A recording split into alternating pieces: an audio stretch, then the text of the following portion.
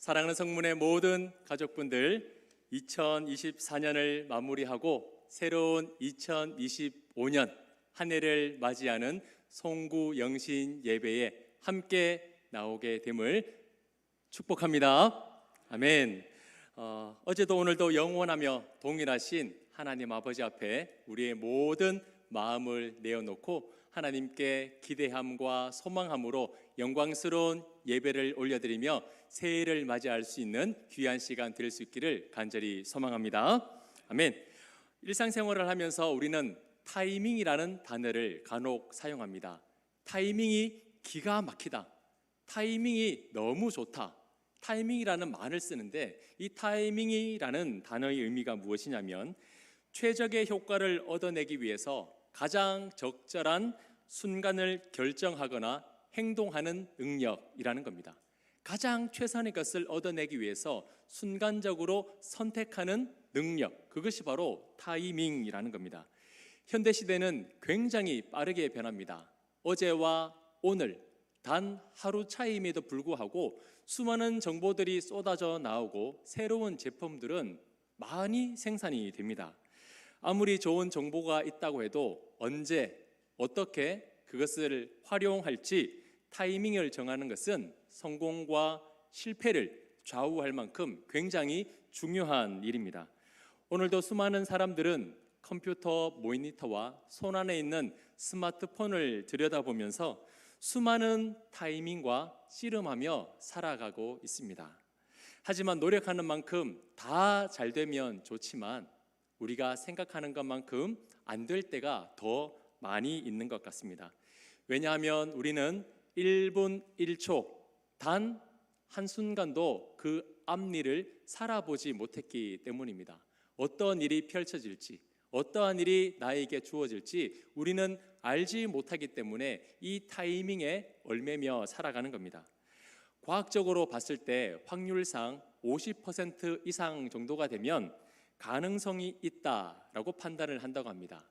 그리고 70%, 80%까지 되면 충분히 가능성이 있다라는 판단을 내리고 95% 이상이 되면 이제는 우연이 아니라 신뢰할 수 있다, 믿을 수 있다라는 판단을 세운다고 합니다.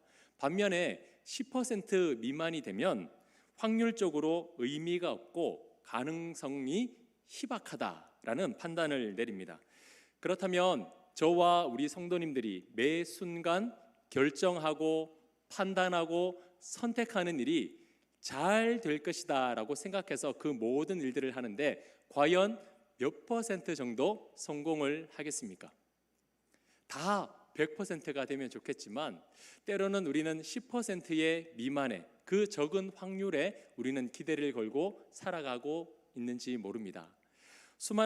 수십억을 손에 쥐기 위해서 815만 분의 1이라는 거의 제로에 가까운 이 가능성에 수많은 사람들이 타이밍을 재고 투자를 하며 소망을 가집니다. TV에 나오는 연예인들은 어떻습니까? 우리에게 화려한 삶을 보여주면서 동경의 대상이 되지만 그렇게 TV에 나와서 성공하는 사람은 단 1%밖에 되지 않습니다. 그나마 유명세를 꾸준하게 활동하는 사람은 그 중에서도 더 소수라고 합니다. 크리에이터 같은 경우는 어떨까요? 채널을 개설하고 이 1000명의 구독자를 달성하는 비율은 5% 미만이라고 합니다. 수많은 크리에이터들이 나오고 정보를 쏟아내고 영상을 올리지만 단 5%만이 1000명 이상의 구독자를 내고 수익을 창출하는 조건을 가진 사람은 그 중에서도 1에서 3%밖에 되지 않습니다. 그리고 전업으로 활동하면서 안정적으로 수익을 올리는 사람은 0.5%입니다. 우리는 다 화려한 삶을 바라보며 누구나 그렇게 되기를 꿈꾸지만 1%, 0.5%, 거의 제로에 가까운 확률에 우리는 기대를 걸고 소망을 걸며 살아갑니다. 그러면 제가 참 이 새해를 맞이하는 이 시간 희망을 얘기해야 되는데 희망 없는 얘기를 하는 것 같아서 좀 죄송스럽긴 하지만 그러면 우리는 이 언제나 불가능에 가까운 확률에 기대를 거는 인생으로 맞춰야 하겠습니까? 잘 될까 말까 늘 고민하며 두려움에 떠는 인생으로 우리의 인생이 마치게 되겠습니까?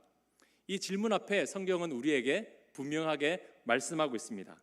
불완전한 인생, 한 방의 기회를 노리는 그 숫자 노름의 타이밍을 맞추지 말고 이 세상의 창조주요 만물의 주관자 되시는 완전하신 하나님께 타이밍을 맞추어라 고 말씀하고 있습니다. 하나님께 모든 시선을 두고 하나님께 그의 모든 것을 내던지는 자는 인생이 달라진다는 겁니다. 하나님께 타이밍을 맞추었을 때 우리는 불안해하지 않고 실패하지 않고 성공하는 인생을 살 수 있다라고 성경은 우리에게 분명하게 말씀하고 있습니다. 자, 그러면 우리는 어떻게 이 하나님의 타이밍을 맞출 수 있는지 오늘 본문에 등장하는 이 야곱의 이야기를 통해서 함께 말씀을 나누고자 합니다. 우리가 잘 알다시피 이 야곱은 타이밍을 맞추지 못해서 실패한 사람 중에 한 사람입니다. 하나님께서는 이 에서와 야곱이 태중에 있을 때에 큰 자가 작은 자를 섬기리라고 이미 그 태중에서부터 야곱을 선택하셨습니다. 이미 야곱을 선택하셨고 야곱을 통해서 하실 일들을 하나님께서는 많이 계획해 놓으셨습니다. 야곱은 기다리기만 하면 되었습니다. 그런데 기다리지 못하고 여러 일들을 스스로 조절해서 맞추어졌기 때문에 완성보다는 불완전한 인생을 살았다는 겁니다. 2024년 이 대한민국에 올해 얼마나 많은 일들이 있었습니까? 웃었던 일도 있고 기뻤던 일도 많지만 여전히 불안 가운데 있는 일들도 참 많이 있습니다. 올해 있었던 일들을 영상으로 하나 준비했는데요. 아마 이 가운데서는 그래 저런 일도 있었지, 좋은 일도 있었던 반면에 여전히 진행 중인 가슴 아픈 기도 제목인 순간도 있습니다. 어떤 일들이 참 많았지만 그 일들을 한번 바라보시면서 올해 우리나라에 어떤 일들이 일어났는지 한번 영상을 통해서 만나보도록 하겠습니다.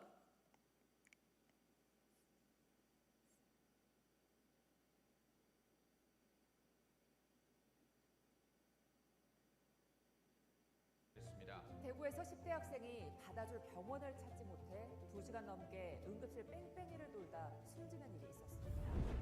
기록적인 폭염에 사망자까지 나오는 등 온열 질환 피해가 계속 늘고 있죠.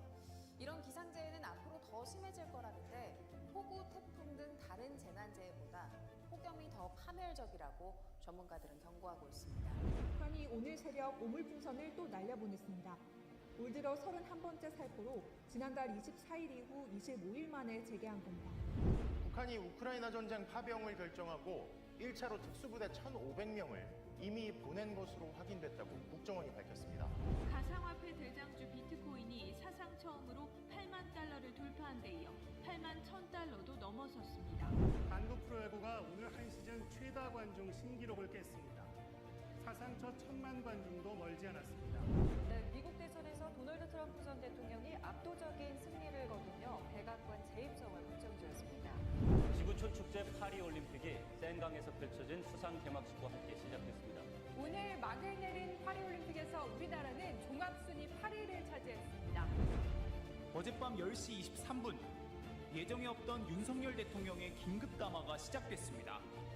윤 대통령은 비상계엄을 전격 선포했습니다. 총 득표수 300표 중 가 204표, 부 85표, 기권 3표, 무효 8표로서 가결되었음을 선포합니다.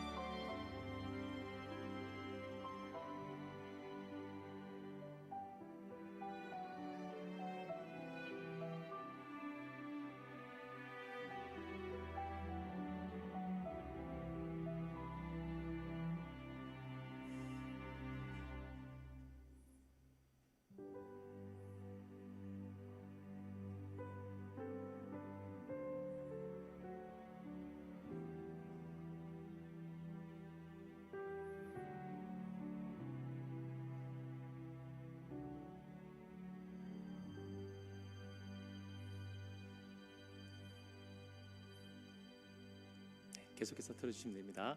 이제 새해가 10초 남았습니다. 우리 화면을 보면서 카운트다운 같이 하도록 하겠습니다. 네. 8, 7, 6, 5, 4, 3, 2, 1. 새해가 밝았습니다. 우리 박수로 우리 새해를 맞이하겠습니다. 맞이하면서 우리 요리패에 계신 성도님들한테 함께 인사 나누겠습니다. 새해 복 많이 누리십시오. 새해 복 많이 누리십시오. 새해 복 많이 누리십시오. 네, 12시 2025년 1월 1일이 되었습니다. 참 기대감을 가지고 우리 성도님들이 이 자리에 나왔을 터인데 이 야곱의 인생이 참 그랬던 것 같습니다. 한치 앞을 살아본 적이 없기에 실수투성이었고 실패투성이었던 야곱이었습니다. 2024년 이 대한민국 또한 참 야곱과 같은 한 해였던 것 같습니다. 실수였고 또 실패였고 하지만 실패였던 것만은 아니었던 것 같습니다. 웃었던 일도 있고 열광했던 적도 있고 넘어졌으나 다시 일으켜서 달려나갔던 땀 흘리며 수고했던 그런 순간도 있었던 것 같습니다. 야곱과 같은 그런 불완전한 인생, 그러나 하나님은 그런 야곱을 그대로 내버려 두지 않으셨습니다.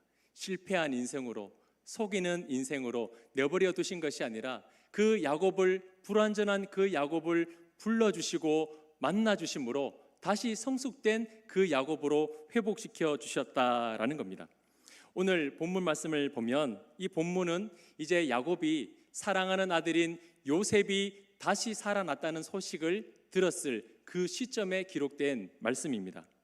죽었다고 생각했던 그 요셉이 살아 있었고 애굽의 총리가 되었다는 소식을 듣고 야곱은 힘을 내어 이제 애굽으로 요셉을 만나기 위해서 떠날 준비를 합니다.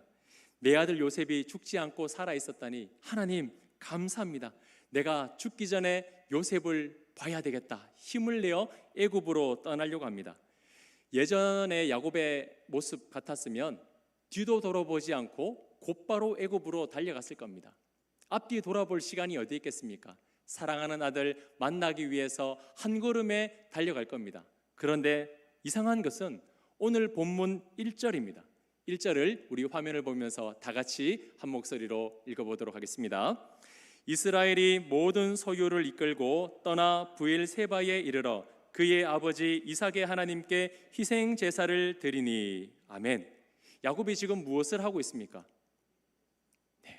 야곱을 태우기 위해서 온 그 멋진 수레에 올라타서 쉬지 않고 애굽으로 달려나가는 것이 아니라 브엘세바에 도착했을 때에 희생 제사를 드리고 있습니다. 오늘날로 말하면 예배입니다. 꿈에서나 그리워했던 그 요셉 만나기 위해서 1분 1초가 아까운 그 시간, 서둘러도 모자란 그 시간에 야곱은 지금 속도를 늦추고 있습니다. 속도를 늦추면서 야곱은 요셉이 아니라 그의 모든 시선은 하나님께로 향하고 있습니다. 우리 성도님들은 중요한 일이 있으면 무엇을 먼저 하십니까? 내가 생각하고 계획했던 것, 이 타이밍을 놓치면 절대 돌아오지 않기 때문에 서둘러서 그 일들을 하십니까? 아니면 그 일을 선택하기 전에 하나님께 그 모든 상황들을 내어드리면서 그 일을 선택하고 있습니까? 야곱에게는 애굽으로 갈 멋진 수레가 도착했습니다. 굿 타이밍입니다. 바로 달려가면 됩니다. 하지만 야곱은 모든 것을 멈추고 하나님께 집중하고 있습니다. 이전에는 볼 수 없었던 야곱의 모습입니다.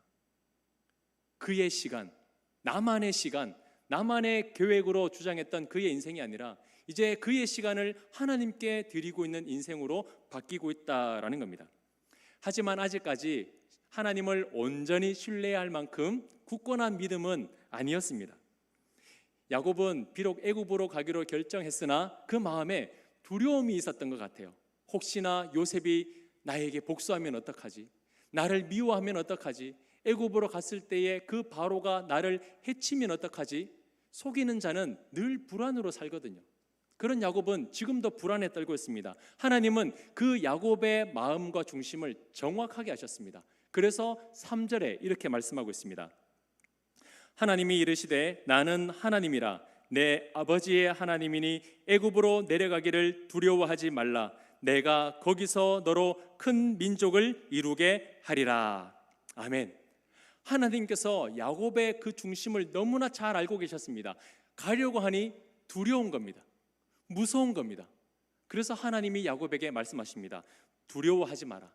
내가 너로 큰 민족을 이루겠다. 하나님께서는 야곱에게 약속을 하고 계십니다. 큰 민족을 이룬다는 것은 무엇일까요? 후손들이죠. 후손을 이어가기 위해서는 어떻게 해야 됩니까? 생명이 있어야 되지 않겠습니까? 다시 말해서 하나님은 야곱에게 생명을 지켜주고 너로 하여금 그 수많은 후손을 허락해 주겠다고 약속하고 계신 겁니다. 죽음을 두려워하는 자에게 생명을 약속하고 계신 겁니다. 아무 일도 없을 거야. 야곱아, 걱정하지 마. 잘 될 거야. 하나님께서 약속하고 계십니다. 두려웠던 그 야곱이 힘을 내어 애굽으로 갑니다. 바로 4절 때문입니다. 4절 말씀. 내가 너와 함께 애굽으로 내려가겠고 반드시 너를 인도하여 다시 올라올 것이며 요셉이 그의 손으로 내 눈을 감기리라 하셨더라. 아멘. 이 야곱에게 하신 이 약속의 말씀이 성취되는 이유가 무엇입니까? 바로 이것 때문입니다. 내가 너와 함께. 하나님이 약속하신 이 변하지 않는 약속 때문에 야곱이 다시 그 애굽에서 살아나며 야곱을 통하여서 수많은 민족이 일어난다라는 겁니다. 4절에 보면 반복해서 등장하는 단어가 있습니다. 다시 보시면 내가 반드시라는 단어입니다. 우리 성도님들 중에 눈치 빠르신 분들은 이렇게 말씀하실지 모르겠습니다. 목사님, 반복되는 단어가 없는데요. 내가 반드시는 한 번밖에 안 나오는데요. 네, 맞습니다. 한글 성경에는 한 번씩밖에 등장하지 않지만 원어로 보면 이 단어가 2번씩 등장을 합니다. 제가 다시 한번 읽어드리겠습니다. 내가 너와 함께 애굽으로 내려가겠고 내가 반드시 너를 인도하여 다시 올라올 것이며 반드시 요셉이 그의 손으로 내 눈을 감기리라 하셨더라. 할렐루야. 하나님께서 2번이나 언급하고 있습니다. 내가 반드시. 이건 야곱 네가 애굽 가서 할 일이 아니라 내가 할 일이다라고 야곱에게 확실한 말씀을 하고 계신 겁니다.